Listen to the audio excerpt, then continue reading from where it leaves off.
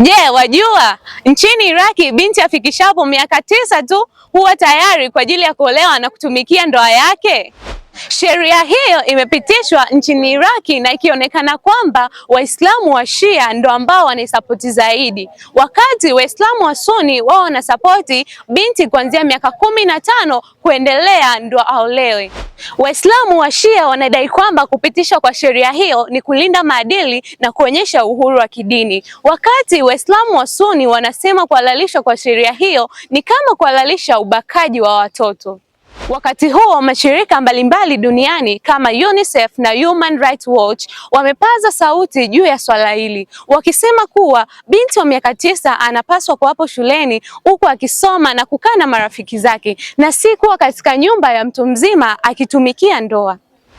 Sasa tunarudi upande wako. Je, ni sahihi kuwa na ndoa za aina hii? Na kama ni sahihi, ni kwa nini? Na kama sio sahihi, ni kwa nini pia?